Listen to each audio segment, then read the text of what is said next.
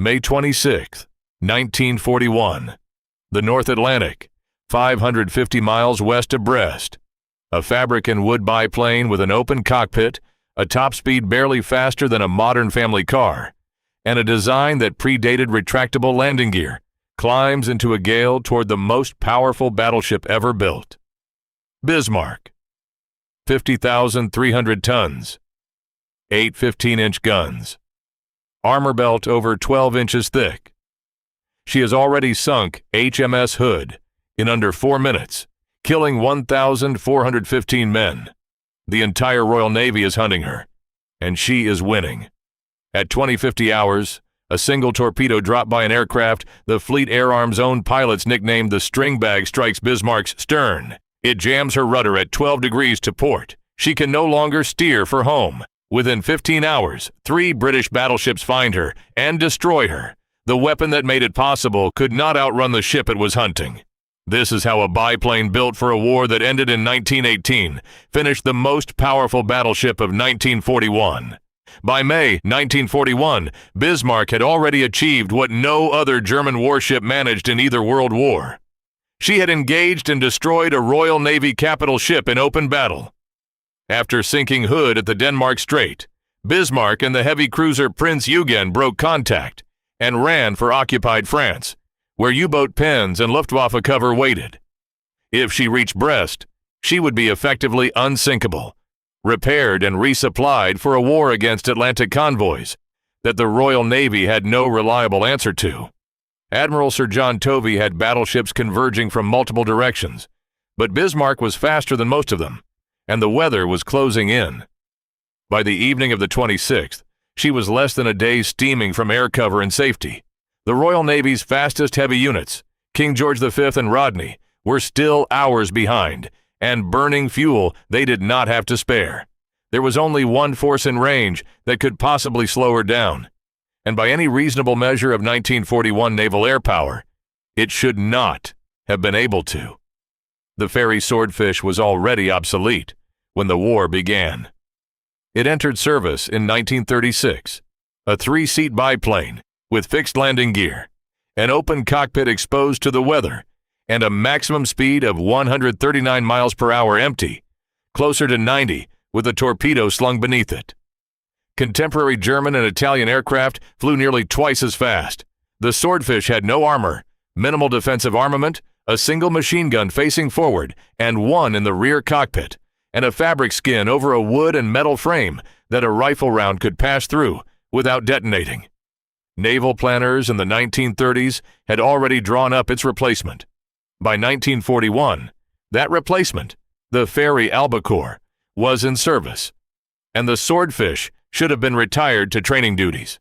It was not, because the very features that made it look backward made it exceptionally good at one specific job, flying slowly and precisely enough to hit a moving target with a torpedo in weather that grounded faster aircraft. Its low stall speed meant it could operate off short carrier decks in heavy seas. Its simple rugged airframe could absorb battle damage that would destroy a monoplane. Its slow approach speed gave the torpedo a stable, low-altitude release, critical for a weapon that could break apart on impact if dropped too fast or too high. The aircraft's nickname, String Bag, was meant as a joke about its wire-brace construction. Fleet Air Arm crews wore it as a badge of pride, the same way trawler crews later wore Harry Tate's Navy. Ark Royal's 15 Swordfish of 810, 818, and 820 squadrons launched into a rising gale on the afternoon of the 26th. Sea state rough, wind gusting past 40 knots, cloud base down to 600 feet. Conditions that would have kept most contemporary carrier aircraft on deck. The first strike, in appalling visibility, mistakenly attacked the British cruiser HMS Sheffield, which had been shadowing Bismarck. No torpedoes hit. Sheffield's captain held fire and radioed a warning. It was a costly, embarrassing failure, and it left the second and final strike as the last realistic chance to slow Bismarck before nightfall. At 20:47 hours, 15 aircraft under Lieutenant Commander Tim Coote attacked in the near dark, flying through a curtain of anti-aircraft fire from Bismarck's secondary and flak batteries, the battleship twisting hard to comb the torpedo tracks. 2 hits are generally credited. One struck amidships and did little damage against the belt armor. The second struck the extreme stern, in the shallow, thinly protected area around the steering gear, a part of the ship no naval architect had prioritized for a torpedo threat that heavy armor was never built to stop underwater damage of that kind. If you're finding this deep dive into Fleet Air Arm history interesting, subscribing takes a second and supports the channel. The stern hit jammed both rudders at 12 degrees to port.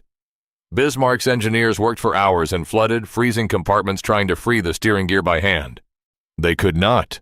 A ship capable of 30 knots was reduced to steaming in slow circles, unable to answer her helm, drifting back toward the pursuing British fleet she had spent 2 days outrunning. Admiral Günther Lütjens signaled Berlin that the ship was no longer maneuverable and would fight to the last shell. Overnight, British destroyers harassed her with torpedo attacks, preventing any rest for her crew. At dawn on the 27th, King George V and Rodney closed to point-blank range against a ship that could not turn to present a narrower target or run. The action lasted under 2 hours. Bismarck's main guns were silenced within the first 40 minutes. She was scuttled and finished off by torpedoes from the cruiser Dorsetshire, sinking at 10:40 hours with the loss of over 2,000 of her crew. Of the roughly 400 who survived, most owed their lives to a rescue effort that itself was cut short by a U-boat scare. The ship that had destroyed Hood in 4 minutes had been immobilized 12 hours earlier by an aircraft slower than a modern airliner's landing speed, flying in weather that should have kept it grounded, carrying a torpedo technology largely unchanged since the previous war. The Swordfish's combat record only grew stranger from there. 11 months earlier, at Taranto in November 1940, 21 Swordfish had crippled 3 Italian battleships at anchor in a single night raid, a result that convinced the Imperial Japanese Navy such an attack against a fortified harbor was viable and directly informed the planning for Pearl Harbor. Swordfish squadrons sank more Axis tonnage per aircraft than any other Fleet Air Arm type of the war, hunted U-boats from small escort carriers fitted with rocket rails, and remained in frontline service until VE Day, outlasting the monoplane that had been designed to replace it. No Swordfish were lost to enemy fighters after 1941 in any significant number, largely because by then they operated mainly at night and in weather no fighter would fly in, the exact conditions its slow, stable airframe had been suited for from the start. The specifications never explained the Swordfish. A biplane with fixed wheels, an open cockpit, and a top speed a Spitfire pilot would have called stationary should not have been the aircraft that ended the career of the most powerful battleship in the world. But naval air power in 1941 was not decided by top speed alone. It was decided by which aircraft could fly off a pitching deck in a gale, hold a stable line through a wall of flak, and put a torpedo exactly where the ship's own designers had left it undefended. Bismarck's armor was designed by naval engineers who understood battleship guns. It was not designed by anyone who expected a 1917 pattern airframe to still be dropping torpedoes into a rudder compartment in 1941. The critics who called the Swordfish obsolete were not wrong about its speed. They were wrong about what actually wins battles. On the evening of May 26, 1941, a machine built for a war that had already ended did what 3 battleships, 2 cruisers, and the entire hunting power of the Royal Navy had not yet managed. It caught Bismarck, and it would not let her go.